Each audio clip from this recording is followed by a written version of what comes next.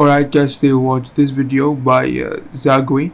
Last year, I finished my first ever game dev project, Garbanzo Quest. It took me 3 years of solo full-time development to finish. The game looks fine, the art looks fine, maybe some change in the pixel density here and there, but for such a thing, it looks amazing. A lot during that time. Since it was my first project, I didn't really have a strong sense for what was worth my time. I pretty much just added whatever sounded like fun. In this video, I will be going over all the things I added to Garbanzo Quest that a disciplined and knowledgeable person would probably urge me not to. I don't regret adding any of many these people things. add many stuff that takes a lot of time from them that are not really impressive for the players.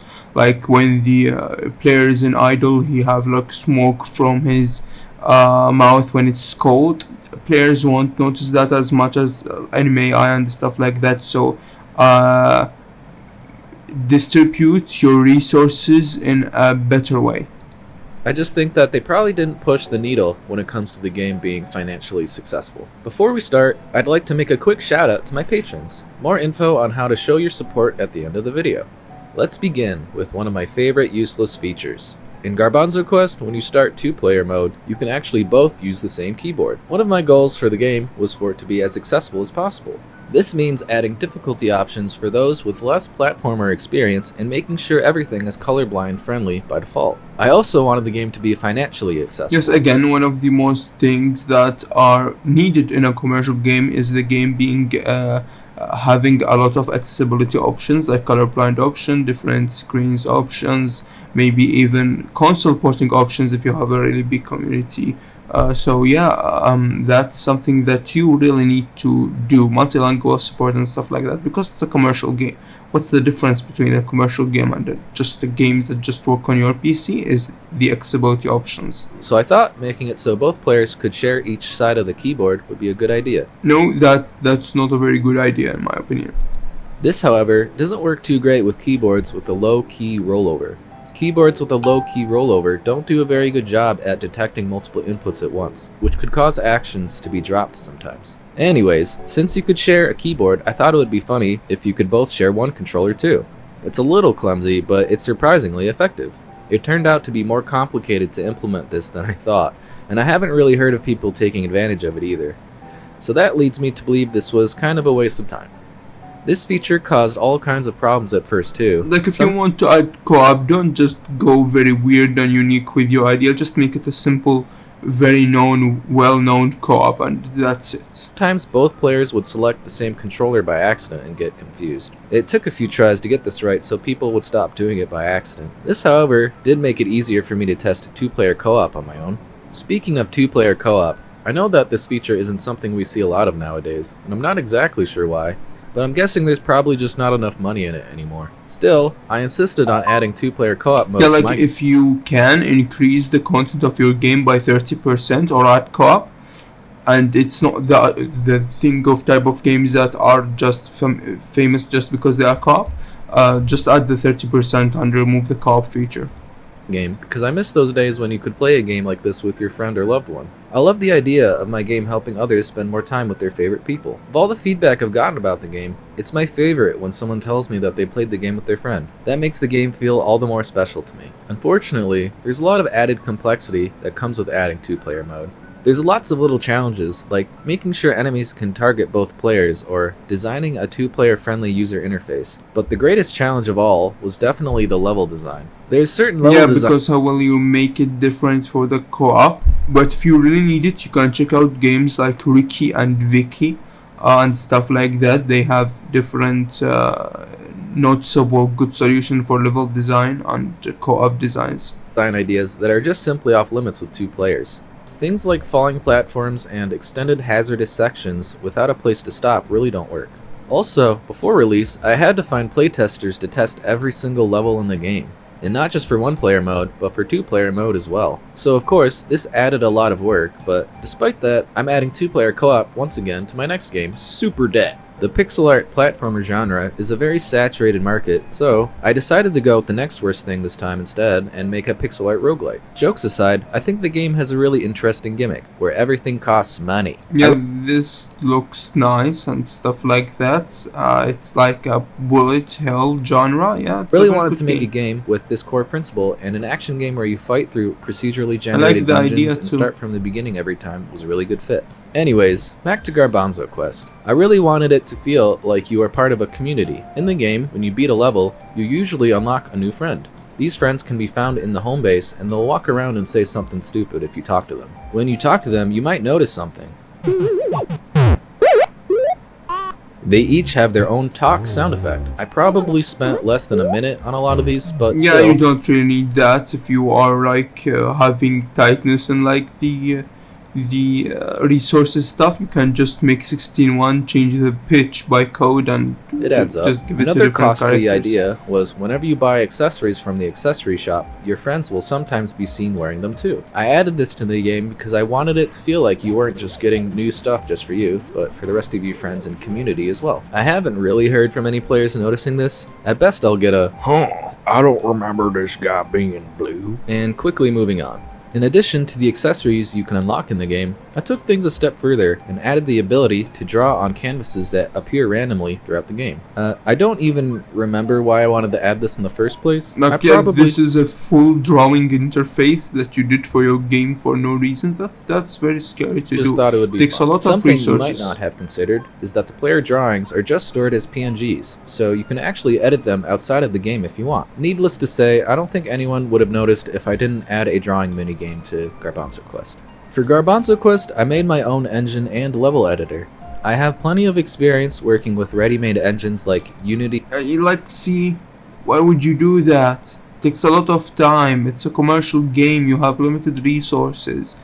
This could have added like thousands of gameplay besides like doing that. Godot, and GameMaker, but I like learning new things, so that's why I decided on making my own. It's hard to say whether or not this was a terrible idea, as yes, it did take up extra time up front to implement, but making the actual game was faster since I had tools specifically made for the Yeah, because it's made. Yeah, that's right. It could make development faster, but no, there's other pipelines or methods that make this able. Like, you can have your own level designer inside like your own editor, but giving it to people is what's hard, to be honest. project. Since I made my own level editor, I thought it would be cool if players could use it to make their own levels as well. It's a lot of fun seeing the levels people make, but I did have to spend a lot of time answering questions and fixing issues with my janky level editor. I also spent a lot of time making sure Garbanzo Quest was mod friendly in other areas as well. All Yeah, resources because there is post-release support. You cannot just make the game and publish it. You need to have at least a 1 year post-release like support. sprites, dialogue, and music are stored in editable and human-readable formats. I've seen a lot of interesting stuff done with this. Think you're better than Oh, shit. Something that's still on my to-do list is that I really want to add in-game level and mod sharing support. I thought about just using Steam Workshop, but I'm also selling my games And by the on- way, the narrative design of this game looks very, very awesome. If it has a good story with this unique artist narrative design decision, it might be a very good and successful video game. Especially for his like upcoming game, the Super Depth game. So it just need a very good story, and to be honest, this could be a bit of more interesting gameplay, because now I didn't see it's not like Metroidvania. It's much of a platformer game in such genre. So yeah, it might, if I did not see much of the gameplay, but in narrative design and art, like, it's amazing. This thing is very amazing. So yeah. itch.io as well, and I don't want to leave those people out, so I've been looking into using mod.io instead. I've actually already implemented very crude level sharing. I'd say it's about 70% complete. However, I can't justify spending any more time on it at the moment because I am running out of money, so Super Debt is my focus for now. I'm worried about problems with moderation as well. I'm just one guy, so I'm not sure how I would deal with that. Moving on, another thing I spent a lot of time on was That's why don't do stuff out of your scope, especially if you are like a solo dev and not a full team with at least a font. You cannot do everything. If you've ever played Celeste, you'll know that they have something called Assist Mode, where you can make the game easier in specific ways depending on your needs. For Garbanzo Quest, I did something similar, with the key difference being that you can also make the game harder. I thought people would want acknowledgements for playing the game at a harder difficulty, so I added tweak ranks. It came up with specific names for all the different configurations that are possible with tweaks. It was fun coming up with all the different names, but again, this is probably something less than 1% of players would enjoy. For a long time, I didn't see someone really capitalize on this until someone made this video where they beat every level in the game. That's on nice. the It means Perfecto people are Ultra interested in Tough the game, yeah. difficulty. Perfecto means you have 1 HP with no health pickups, Ultra means the game is at double speed, and Tough means that when you die, you start at the beginning of the level. This is a really impressive accomplishment, so congrats to Schmoll for going through with it. This is the hardest difficulty in the game, aside from one extra tweak that deletes your save file if you die, which I added mostly just to be funny. I don't really expect anyone to use it. All of the features mentioned may have technically been a waste of time, but if you ask me, that's kind of what time is for. To be Yeah, wasted. but if it's your first game and you're really doing it out of just passion, making them is not really a big a big fuck up.